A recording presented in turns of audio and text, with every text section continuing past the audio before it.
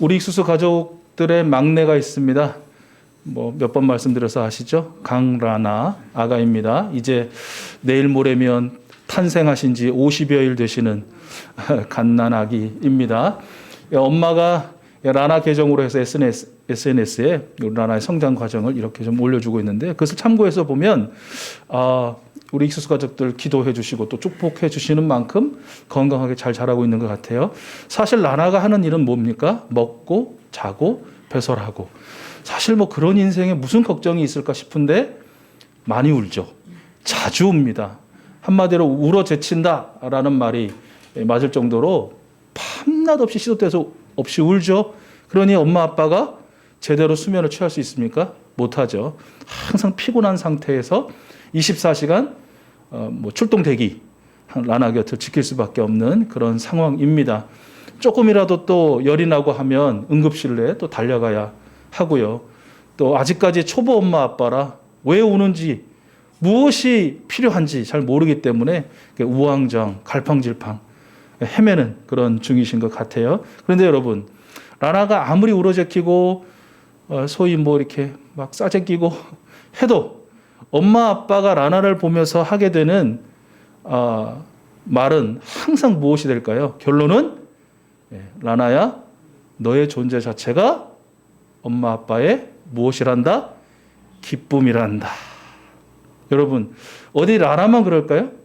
라나보다 좀 한참 언니 되는 우리 사랑이도 그렇고, 또 우리 경연이, 경진이, 또 준모, 이렇게 청소년들은 또 어떻습니까? 우리 청년들은 어떨까요? 저처럼 나이 이제 먹을 만큼 먹은 50대 이상은 또 어떨까요? 너나 할 것 없이 모두 저들은 그 부모에게 존재 자체가 큰 기쁨인 것입니다. 여러분이 그랬듯이, 여러분도 그렇게 여기고 있듯이 또 이후 세대도 그렇게 여기게 될 것입니다. 왜 그럴까요? 내가 낳은 새끼들이잖아요. 내가 낳은 자식들.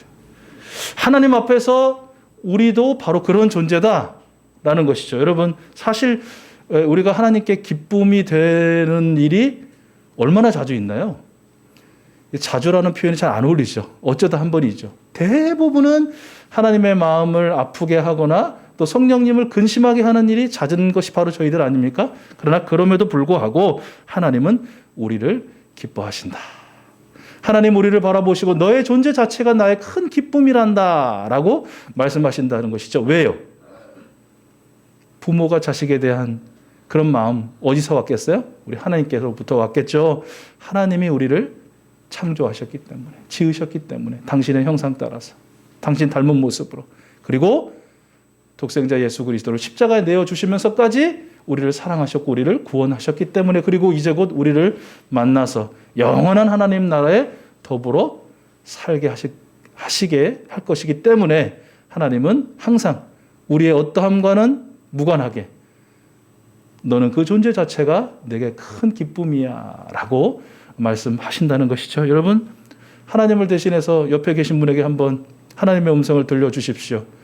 민진아, 너는 존재 자체가 나의 기쁨이란다. 제가 이제 막 우리 권사님 하대하는 게 아니고, 자, 하나님을 대신하다 보니까, 자, 이게 뭐 막 이렇게 막 하다 보면 복잡하니까 그냥 성함을 딱 불러가면서 너는 존재 자체가 나의 기쁨이란다. 한번 여러분 들려주십시오. 예, 2분 이상에게 자 들려주세요. 네, 민표야, 너는 존재 자체가 하나님께 기쁨이란다. 이렇게 좀 들려주시고, 네.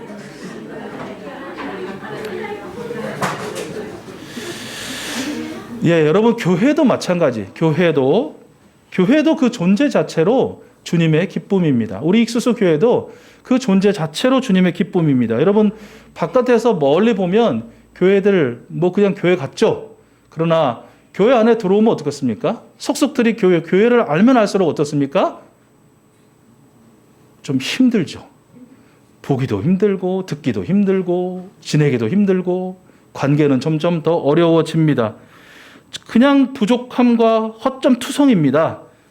우리 주님께 기쁨이 되기보다는 주님께 누가 되는 경우가 훨씬 더 많은 것이 교회 아닙니까? 그러나 그럼에도 불구하고 교회는 우리 주 예수 그리스도의 피값으로, 그가 찢겨주신 살과 흘려주신 피로 그 토대 위에 세워졌기 때문에 교회도 그 존재 자체로 예수님의 기쁨이 머리이신 예수 그리스도의 몸이기 때문에 그 존재 자체로 기쁨이더라 라는 것이에요. 여러분, 그러나 존재 자체로 기쁨이라고 해서 마냥 그 존재 자체로 머물 수만은 없는 것이잖아요. 그렇죠?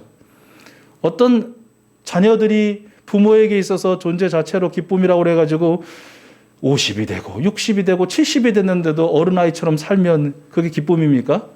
아니죠. 성장해 가면서 그 말과 행위를 통해서 부모의 더한 기쁨이 되어야 하는 거 아닙니까? 교회도 마찬가지죠. 한 사람의 교회, 공동체로서의 교회도 그 존재로 기쁨이 되는 것을 넘어서서 신앙함의 삶과 사명 감당을 통해서 주님께 날마다 더한 기쁨이 되어야 하는 줄로 믿습니다. 오늘 우리가 함께 읽은 이 말씀 속에 등장하는 교회가 데살로니가 교회인데요. 그런 면에서 있어서 데살로니가 교회는 참 대단한 교회입니다. 왜 대단한지를 설명드릴게요. 데살로니가 교회는 바울이 2차 전도 여행 중에 세운 교회입니다. 빌립보 교회를 먼저 세웠고 그 다음에 이제 데살로니가 교회를 세웠습니다. 데살로니가라는 도시는 지금 이제 그리스 나라이죠. 마케도니아 지방에서 가장 큰 도시였다고 해요. 행정 수도였고 당시 인구가 20만, 엄청난 것이죠. 뭐 몇십 명, 몇 명 단위의 마을들이 다수였던 시대에 20만이면 굉장히 대도시였습니다. 지금도 그렇지만 그 대도시는 선교 사역에 매우 중요한 거점 도시가 됩니다. 그 도시를 중심으로 해서 반경 몇 킬로 내의 도시들이 이제 계속 연속적으로 지속적으로 선교 사역의 대상지가 되어지는 것이죠. 바울은 빌립보 교회를 세우고 난 다음에 데살로니가로 넘어가서 열심히 전도합니다. 사도행전 17장 4절은 유대인 가운데 몇몇 사람이 복음 선포에 승복하여 바울과 실라를 따르고 또 많은 경건한 그리스 사람들과 적지 않은 귀부인들이 그렇게 하였다. 이 일이 어디서 벌어졌냐면 데살로니가에서. 많은 전도의 열매가 맺혀진 것이고요. 또 새롭게 막 교회도 개척되었고 시작된 것입니다. 그런데 안타깝게도 얼마 되지 않아서 아마 수개월 되지 않아서 바울이 데살로니가를 떠날 수밖에 없는 그런 일이 벌어집니다. 왜냐하면 소위 정통 유대인들이라고 하는 유대교인들이 계속해서 사도 바울을 방해하는 거예요. 거짓말장이라고. 로마의 반기를 든 그러다가 십자가에서 사형당한 반역자를 추종하는 인물일 뿐이라고. 사람들을 미혹하고 유혹하는 거짓 선지자라고 그냥 가면서 하는 거예요. 뭐 말만 하려고 하면 옆에 뭐 요즘에도 그런 거 있지 않습니까? 어떤 사람이 연설하려면 뒤에 가가지고 막 그 스피커 가지고 막 떠들어대고 막 깃발대고 막 그 경적 울리고 막 방해하는 것이죠. 진리의 선포를 방해하는 사람이 너무 많은 거예요. 하다 못해 견디지 못해서 바울은 사람들의 권유에 따라서 베레아라는 도시로 이동합니다. 그 베레아에서도 열심히 복음을 전하고요. 그곳에서 많은 열매를 맺어요. 그런데 데살로니가에서 괴롭힌 사람들이 또 쫓아와요. 베레아까지. 또 거기서 방해를 하고 또 사도 바울을 핍박합니다. 비난합니다. 저주합니다. 그래서 바울은 밀려 아테네로 가게 되고요. 그 뒤로는 고린도까지 가게 돼요. 거의 옮기는데 사도 바울 머리에 어떤 교회가 자꾸 생각나냐면 계속 이 데살로니가 교회가 생각난 거예요. 복음을 전했고 복음을 받아들이는 사람들이 있고 교회가 세워졌는데 몇 개월밖에 함께 하지 못했기 때문에 그 뒤로 이 교회가 어떻게 되었는지 교인들은 어떠한 형편에 처해 있는지가 너무 궁금했는데 가볼 수가 없는 거예요. 그도 여러 번 가보려고 노력했는데 말씀해 보니까 사탄이 방해했다. 그렇게 기록되어 있어요. 여러 가지 환경과 여건이 사람이 사도 바울이 가지 못하도록 방해한 것이죠. 머리를 끙끙 싸매고 걱정하던 바울이 차선책을 생각해냅니다. 그것은 바로 자신의 자식과 같은 디모데를 자신을 대신해서 데살로니가로 보내는 것이에요. 가서 형편을 돌아보고 저들의 믿음의 응원과 지지와 격려와 보충을 해주라고 디모데를 보내게 되죠. 그래서 디모데가 데살로니가를 방문합니다. 그리고 현장을 목격하고 많은 교인들을 만나요. 그리고 이제 바울에게로 돌아온 것이죠. 돌아와서 보고를 합니다. 이 보고를 하는데 바울이 떠난 이후로 데살로니가 교회에 두 가지 큰 어려움이 있었어요. 당연히 박해로 인한 환난, 그리고 함께 이 세상의 유혹들도 같이 있었더라라는 것이에요. 예수 그리스도를 대적하는 무리들은 한편으로 당근을 주고, 회유책이죠. 또 다른 한편으로는 채찍을 휘둘렀다는 것이에요. 그래서 어떻게든지 사도 바울의 복음 선포를 통해 예수 그리스도의 이름으로 모였던 그 교회를 흔들고 그 교회를 없애버리려는 그런 공작을 계속했더라라는 것이에요. 예수는 누구냐? 정치적으로는 로마의 반기를 든 반역자, 종교적으로는 자칭 하나님이라고 주장한 이단일 뿐인 것이에요. 그를 추종하는 자들은 모두가 같은 부류이고 결국 정치적으로나 종교적으로나 모두 심판을 면할 수 없을 것이라고 윽박지러 댄 것이죠. 그리고 그 뒤에 그렇지만 당장이라도 예수를 부인하고 예수 믿는 사람들과 전련하는 순간, 그들과의 관계를 끊는 순간, 네가 원래 살아냈던 그 정상적이고 아주 평범하고 안전하고 안락한 일상의 삶을 회복할 수 있어. 내가 꼭 그렇게 할 수 있도록 여러모로 도와줄게 라고 회유한 것이죠.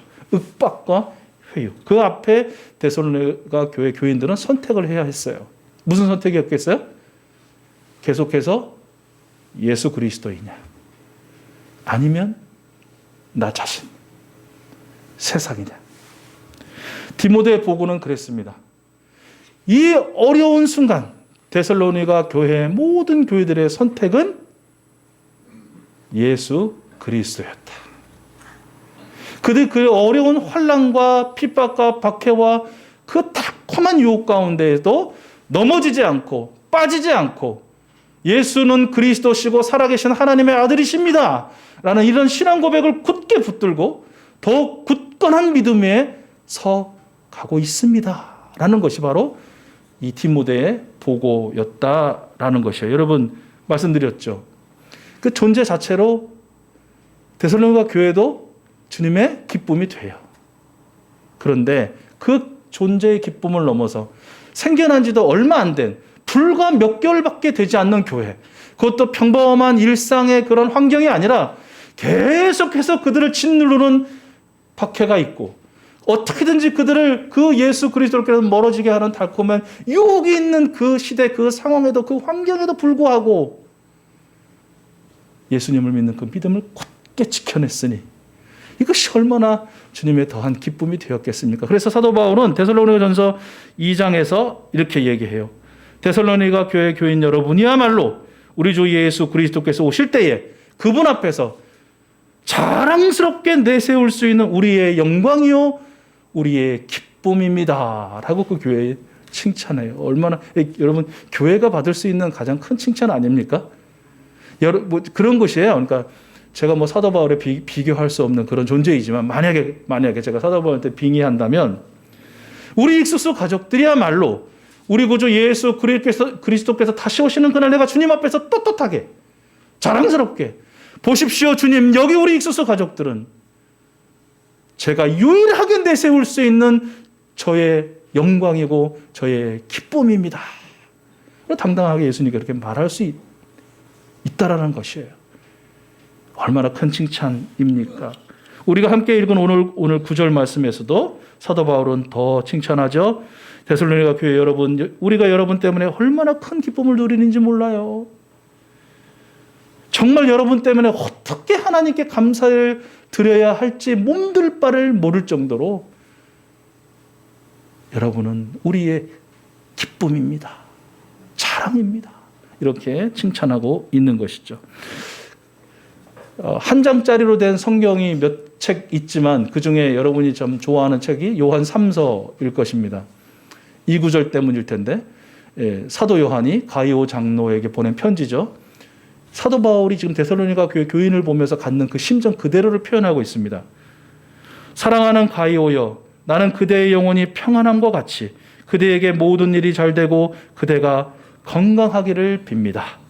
신도들 몇이 와서 그대가 진리 안에서 살아가는 모습 그대로 그대의 진실성을 증언해 주는 것을 듣고 나는 매우 기뻐했습니다. 내 자녀들이 진리 안에서 살아가고 있다는 소식을 듣는 것보다 더 큰 기쁨은 없습니다. 이렇게 기록하고 그렇습니다. 한 사람의 교회된 우리, 공동체 교회된 우리는 그 존재 자체로도 주님의 기쁨이지만 오늘 우리를 둘러싸고 집요하게 우리를 흔들어대는 그 유혹과 두 손 두 발 다 들고 항복해! 우리에게 항복을 요구하는 그 환난 중에서도 예수님은 나의 주님이시요 살아계신 하나님의 아들이시라는 이 굳건한 믿음을 지킴으로 주님의 더한 기쁨이 되어야 한다. 여러분, 요즘 며칠 새 코로나19 오미크론 변이 소식 들으시죠? 오미크론이 무슨 특별한 이름인 줄 알았는데 그건 아니고요. 알파벳으로 하면 O. 그러니까 변이가 지금 A부터 O까지 열 몇 개가 계속해서 지금 일어나고 있는 것이에요. 변이가 발견될 때마다 소위 알파, 베타, 감마, 델타 이렇게 A, B, C, D 먹이듯이 이렇게 먹였는데 벌써 O까지 온 거예요. 사람들은 그것을 어떻게든지 이겨보려고 그것에 대항할 수 있는 백신을 만들어내지만 이 무서운 감염증은, 이 바이러스는 스스로 계속해서 그것을 무력화시키려고 변화를 일으키고 있어요. 돌연변이를 스스로 일으키고 있어요. 계속해서 우리를 도전하고 있어요. 2년 동안 계속되는 그 코로나 감염증 때문에 여러분 개인적으로도 그렇고 가정적으로도 그렇고 사업적으로도 그렇고 우리 교회적으로도 그렇고 우리 전체 한국교회, 세계교회도 마찬가지이지만 또 여러 기관들, 단체들 얼마나 많은 환난을 겪으셨습니까? 아니 지금도 겪고 계십니까? 또 그 가운데 또 얼마나 많은 유혹이 있습니까? 야, 네가 힘든데 무슨 예배는? 네가 힘들어 죽겠는데 무슨 봉헌을? 네 아버코도 석자인데 무슨 남을 돕는 일들을? 아서라.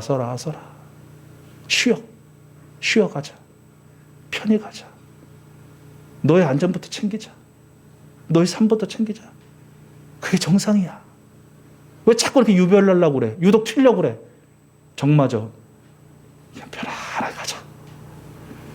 얼마나 많은 달콤한 유혹들이 있었습니까? 여러분은 어떠셨습니까? 그 가운데서도 그 여러 환난과 그 유혹 가운데에서 여러분의 믿음은 어떠셨습니까? 여러분은 우리의 창조주, 우리의 구원자, 우리의 심판자가 되시는 주님 앞에서 그 환난과 유혹 가운데에서도 저의 믿음은 이랬습니다 라고 어떻게 여러분의 믿음을 말씀드릴 수 있으시겠습니까? 제가 믿기로는 여러분의 답이 어떠하든 저는 잘 모릅니다만은 제가 믿기로는 제가 지켜본 바로는 우리 익수수 가족들은 존재 자체로 기쁨이듯이 그리고 데살로니가 교회가 그리했듯이 이 코로나의 시대 그 많은 환난과 유혹 중에도 그 믿음을 지키려고 최선을 다한 줄로 압니다. 주님 앞에서 신실하시려고 무던히도 애쓰신 줄 압니다. 입과 귀가 발달된 가짜 신앙인들이 판을 치는 이 시대에 여러분이야말로 손과 발이 움직이는 복음의 증언자로 증거자로 선포자로 살려고 힘을 다하신 거 압니다. 그래서 우리 익수수 가족들은 다시 오실 예수 그리스도 앞에서 저의 영광이고 저의 자랑이고 저의 기쁨입니다. 안 믿으시는 표정이신데 정말 여러분 축복하고 또 여러분 감사드립니다. 데살로니가 이 칭찬을 실컷 바울이 하면서 그래서 너희 끝 이렇게 안 하고요. 우리가 말씀 함께 읽었지만 그 믿음을 지킨 더한 주님의 기쁨이 되는 이 교회를 칭찬하고 더불어 이어서 기도 제목 3가지를 나눕니다. 우리 말씀에 보면 이제 새롭게 교회력으로 새해를 시작하는 우리 익수수 가족들이 또한 붙들고 함께 기도해야 하는 기도 제목이기도 합니다. 첫 번째 기도 제목은 예수님께서 길을 열어주셔서 데살로니가 교회를 방문해서 교인들을 만나게 해달라는 기도. 그들을 만나서 그들의 여전히 부족한 믿음을 보충해 줄 수 있도록 인도하여 주시옵소서.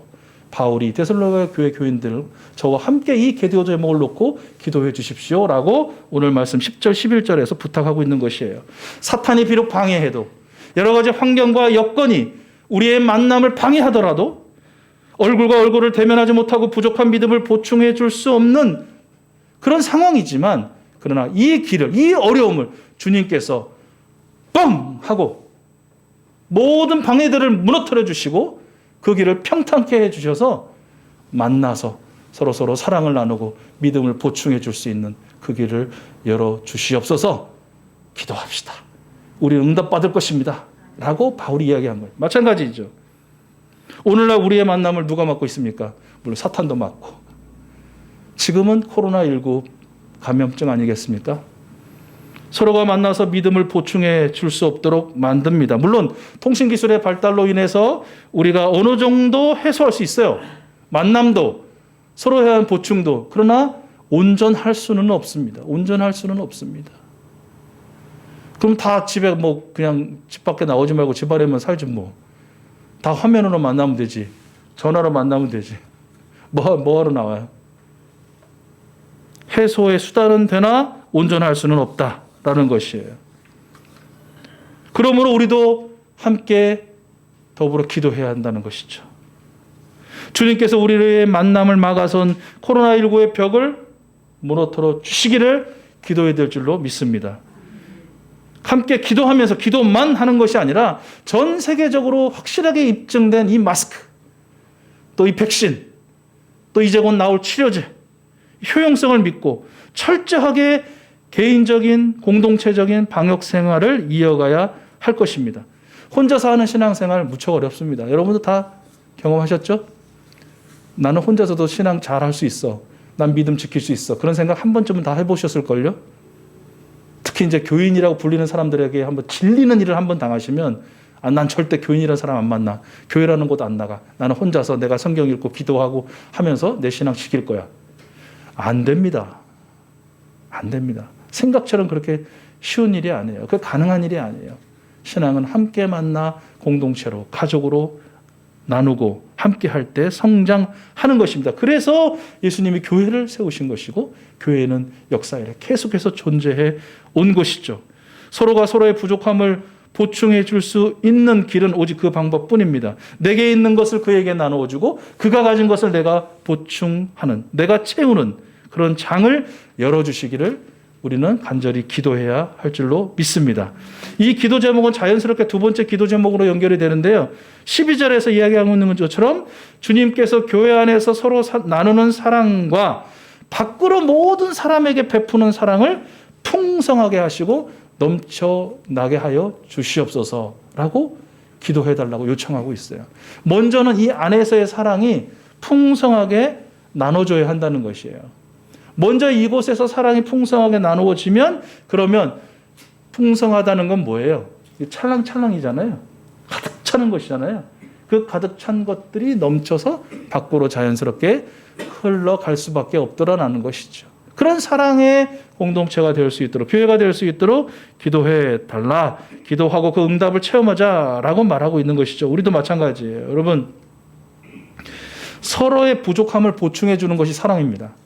사실 사랑에 대한 정의가 굉장히 많잖아요. 그죠? 사랑의 정의 중에 하나, 오늘 함께 나누고 싶은 정의는 바로 그것입니다. 사랑은 서로의 부족함을 보충해 주는 것이다. 남의 부족함을 비난하고 정죄하고 비웃고 낮추고 하는 것은 미움이에요. 이 미움은 다툼을 낳죠. 다툼은 분열을 낳습니다. 서로의 부족함을 보게 되었을 때 그 부족함을 내가 채워줄 수 있는 부분이 있다면 기꺼이 채워주는 것, 그 사랑이고요. 내가 너무 부족하다고 절감한다면 그 부족함을 채워달라고 요청하여 그 부족함을 채우는 것 또한 사랑입니다. 서로의 이 부족함이 보충되어지고 채워지도록 서로 살아가는 교회가, 그런 사랑이 가득 찬 교회에 그 사랑이 저절로 밖으로 흘러갈 수밖에 없더라라는 것이죠. 그리고 그 사랑은 오늘 말씀해 보면 확인할 수 있지만 모든 사람이에요.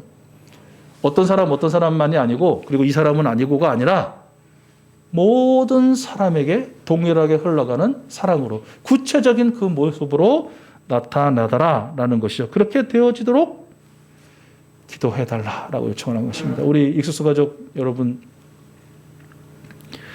우리도 이 두 번째 기도 제목을 놓고 간절히 기도하고 그 기도 응답을 체험하는 저희들 모두가 될 수 있기를 소원합니다. 아멘. 여기 완벽한 사람, 완전한 사람 어디 있습니까?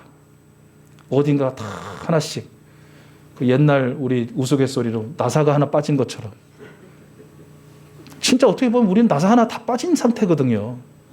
아무리 대단해 보이고 번듯해 보여도 있어요. 아무튼 그 부족함이. 그 부족함을 굳이 찾아내가지고 거기에 빛을 비춰내고 막 조명을 비춰대면서 뭐 이건 하네 못하네 뭐 이거는 미움이고요. 다툼이고요. 분열이고요. 그것을 내가 보충해 줄 수 있는 은사를 우리 주님이 주셨다면 기꺼이 보충해 줄 수 있는, 채워줄 수 있는 그런 저희들.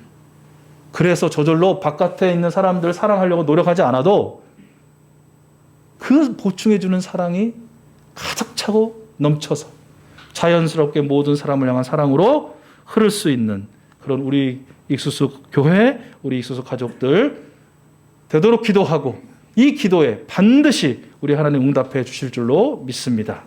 마지막 세 번째 기도 제목은 소망에 관한 것이에요. 참 희한하죠. 데살로니가 이 본문 말씀을 보면 믿음, 사랑, 소망, 영원한 것 이 세 가지가 그대로 들어있더라고요.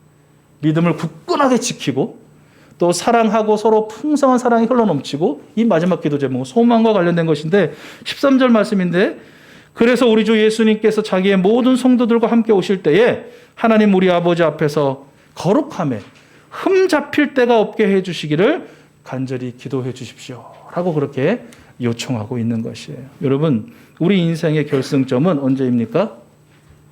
뭐 이를테면 대학 합격, 어떤 직장에 입사, 또 뭐 훌륭한 회사로의 이직, 결혼, 우리 또 아기를 만나는 거, 뭐 굉장히 많이 있죠. 그런데 여러분 그거는 사실은 경유점이에요. 경유점. 지나고. 그런데 이제는 딱 들어가서 멈출 수밖에 없는 결승점이 있어요. 거기가 언제예요? 예수님을 다시 만나는 그날이에요. 인생이 어디서 그 성공과 실패가 결정될까요? 뭐 좋은 대학 들어갔을 때일 수도 있죠. 뭐 회사일 수도 있죠. 그러나 최종적인 그 결정은 예수 그리스도를 만나는 그 결승점을 통과하는 날 결정되더라라는 것이에요. 그때 예수 그리스도 앞에서 거룩함에 구별됨에 부끄러움이 없는 흠 잡힐 데가 없는 그러한 하나님의 아들, 딸로 우리 익수수 가족들이 다 서실 수 있기를 간절히 기도합니다. 저의 기도 제목만이 아니라 우리의 기도 제목이에요. 나는 흠잡을 데 없이 당당하게 서고 옆에 이 미운 사람은 좀 흠잡힐 때가 있었으면 좋겠다. 이거 안 돼. 우리 다 같이 다시 오신 예수님 앞에서 잘하였다 충성된 종이라는 칭찬도 받으시고 너는 정말 영영한 나의 기쁨이여 자랑이다 라는 칭찬도 받으시고 그동안 살아내면서 네가 나를 닮아가려고 그렇게 무더니도 애를 쓰더니 이제 보니 네가 나를 똑 닮았구나. 흠잡을 데 없구나. 이러한 주님의 그 축복의 음성을 다 들을 수 있도록 더욱 기도하고 기도한 대로 살아내고 실제로 주님 만났을 때 그 은혜를 누리게 되는 우리 익수수 가족들 모두가 될 수 있기를 소원합니다. 말씀을 마무리합니다. 여러분 제가 늘 기억하고 새기는 문장이 있어요. 여러분도 아마 아실 것 같은데 맥스 루케이도라는 분이 지은 예수님처럼이라는 아주 얇은 책이 있습니다. 제가 어린 청년 때부터 수차례 계속해서 반복해서 읽고 좋아하는 책인데 그 책의 표지에 있는 글입니다. 하나님은 당신을 있는 그대로 사랑하신다. 하나님은 당신을 있는 그대로 사랑하신다. 그러나 그대로 두시지는 않는다. 하나님은 당신이 변화되기를 원하신다. 이게 그 책의 표지에 있는 거예요. 항상 새기는 이야기예요. 여러분, 이제 새롭게 시작하는 교회력, 물론 이제 우리가 쓰는 기본 달력에는 이제 한 달 남았지만 새로운 한 해를 맞이하면서 지난 한 해보다는 조금 더 예수님을 닮아가는 선한 변화를 경험하는 여러분 모두가 될 수 있기를 축복합니다. 우리 교회가 될 수 있기를 소원합니다. 그저 그냥 존재한다는 것 자체, 그 자체로도 주님의 기쁨이지만 그러나 주님의 더한 기쁨이 되기 위해서 말과 행위와 신앙함의 삶과 또한 섬김과 봉사에 충성된 종으로서의 삶을 통해서 우리 주님의 더한 기쁨이 되어줄 수 있기를 소원합니다. 여전한 환난과 박해와 달콤한 세상의 유혹 중에도 그 믿음을 굳건하게 지켜내시고 서로의 부족함을 볼 때마다 그 부족함을 보충해주는 그런 사랑함과 그 사랑이 밖으로 모든 사람을 향해서 흐르는 그 사랑 가운데 하루하루 또 지내시다가 불현듯 만나게 되는 예수 그리스도 앞에서 흠잡을 데가 없는 신실하고 충성되고 예수님 톡 닮은 그런 사람으로 서실 수 있는 우리 모든 익숙수 가족들 되기를 간절히 기도하고 그것들을 실제로 만나게 되는 저희들 모두가 될 줄로 믿습니다.